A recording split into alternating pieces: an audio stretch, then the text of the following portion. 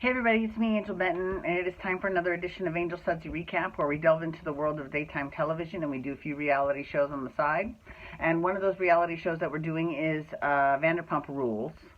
And I'm still in Las Vegas because I haven't left yet, and I'm leaving as soon as I'm done shooting this video. So, and then the next video you'll see I will be in Texas. Okay, so just jumping right into it. So Vanderpump Rules. This week was interesting. So first of all, we're getting to know Billie a lot more. Billie Lee, the transgender hostess who everyone is madly in love with. She's got a great work ethic. She's really sweet and fun to hang out with, blah, blah, blah. She's great, right? Love her to death. Okay. And she was talking to Lisa Vanderpump about how, not on this episode, but in a previous episode, about how she loves her vagina because she got it from the best Thai doctor in the world. I've got, like, I have a little bit of a sore throat. I woke up with a sore throat this morning. And that really irritates me because that's usually the first sign that you're getting sick. I best not be getting sick for this trip to Texas, because this will really irritate me if I do. Like, I will be really pissed off. Okay, so basically what happens is, first of all, we see a lot more of Ariana's brother Jeremy than we've seen in the past 2 seasons, right? So he asked Billie out on a date, and you know, she said okay, you know, because he knows her situation, obviously. Because I totally get it. Like, if you are trans and you're dating someone, regardless of what your situation is down south, whether you've had the chop or not, you are going to be self-conscious if when someone new asks you out, if they don't know your story, because, you know, you never know how someone will react to that, you know. Although I've got to say, I do enjoy the fact that a lot of guys now are like, so what, big deal, big whoop, right? Now, in this case, obviously, Jeremy knows her story, and he asked her out, and she said, sure. So she tells Stassi and Kristen and Katie, well, was Katie there? I don't know if Katie was there, but she definitely tells Stassi and Kristen, and they're like, you know what, I don't think Katie was there. I think it was just Stassi and Kristen, because they were like, Stassi was like, he was creepy at Tom and Katie's wedding, and Kristen's like, you are going to a public place, right? And that basically this started this whole chain of events where it was kind of the men versus the women. And poor Tom Schwartzy is caught in the middle. That reminds me of that song by A1, Caught in the Middle. Most people from America wouldn't even know that song because A1 were never big in the United States ever. They're another group from England that they broke up, and they've never fully reformed. They have 3 of them have gotten back together, but one of them still won't. And the one that won't actually auditioned for Steps, believe it or not, which is interesting. So, a little factoid about some UK pop music there, sorry. Okay, so anyways, it kind of set off this chain of events where it was the men versus the women, because, you know, Tom Sandoval, basically, so Billie talks to Sheena, which is, okay, I'm sorry, but that was mistake number 1. She talks to Sheena and Lala, and she tells them what Stassi said, and, you know, if she had just talked to Lala, I cannot believe I'm going to be sticking up for Lala here, but it's true. I think if she had just talked to Lala about it, I think Lala would have talked to Stassi separately. But because she talked to Sheena and Lala, Sheena then went around and spread it to Ariana, who then, you know, told Jeremy. So all this stuff was going on. So then they had this dinner, and Kristen and Stassi there, and Lala is the one to bring it up. So I'm not going to say blame all of this on Sheena, but Lala's like, I just feel like there's an elephant in the room and we need to discuss about it. And I think that's kind of grown up. You know, it's like, if there is tension that you can squash, why not squash it? Just let's move on, right? Well, Tom Sandoval basically what had happened was they said they owned everything they did. They did not say, no, we didn't do that. No. They said, look, we told her to have a good time, but make sure she's going out in public. And, he was a little bit creepy at Tom and Katie's wedding. And they stood by that. They still said that. And Ariana was so pissed. Now, oh my God, I cannot believe this episode was crazy. So I'm actually siding with Stassi and Kristen on this one. Check it out. If you had a friend, and this guy, who maybe it might have just been one time, maybe he had a little bit too much to drink, whatever, but the behavior that night was predatory, wouldn't you want to give your friend a heads up and say, yeah, just keep your eye open, right? I don't think that's a big deal. I don't think that they were impugning his character as much as when Sandoval found out, he really blew up. So then Tom Sandoval finds out. He comes over to Tom and Katie's apartment because he knows Stassi and Kristen will be there. And at first I thought, oh my God, are they casting more spells? Oh my God, this is a little too high school for me. Like, this is a little too The Craft. But they were making perfume. So I was like, oh, okay, that's fine.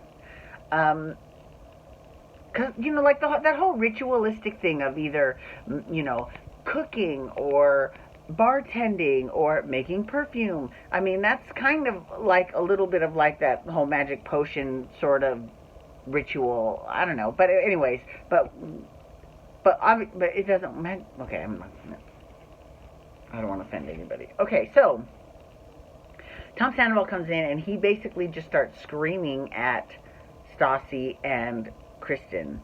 And Katie actually stands up for them. She's like, you know what?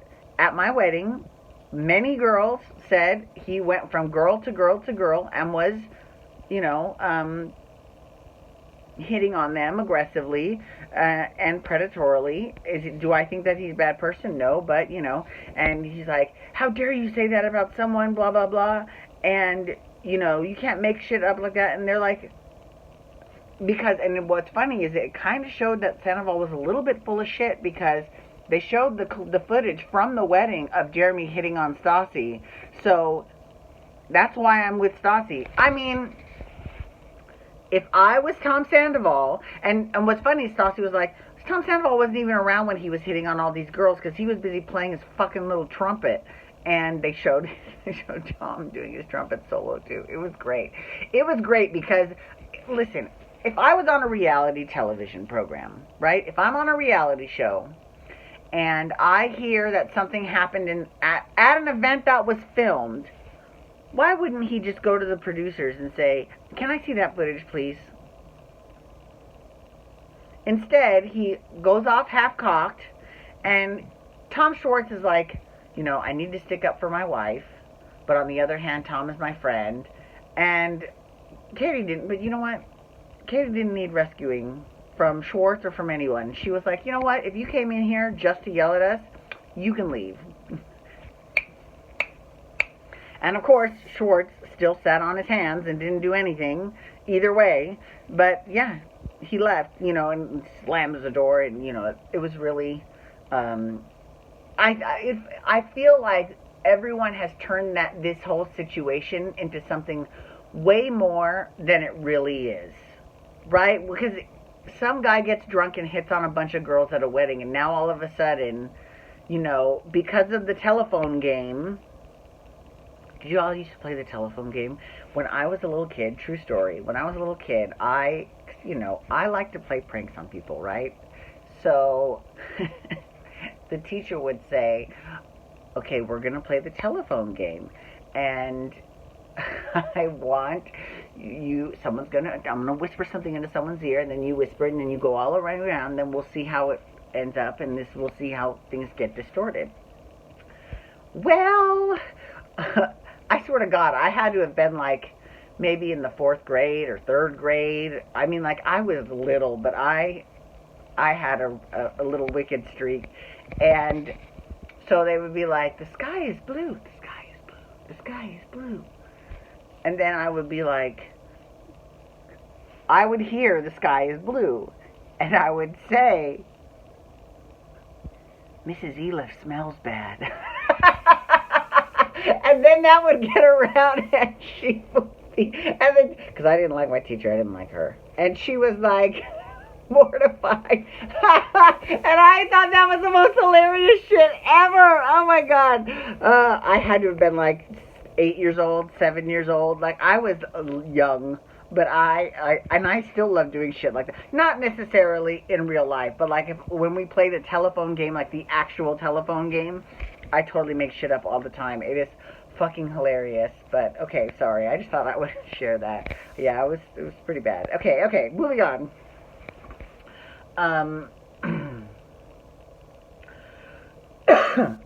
We started to see a little bit too some, not necessarily issues, but you know, Brittany called her dad and told her dad finally about what happened between Jax and the other woman, and surprisingly, her father was not, didn't blow up. He was like, you know what, I'm sorry, but I'm not surprised. He doesn't strike me as someone who can hold back ever.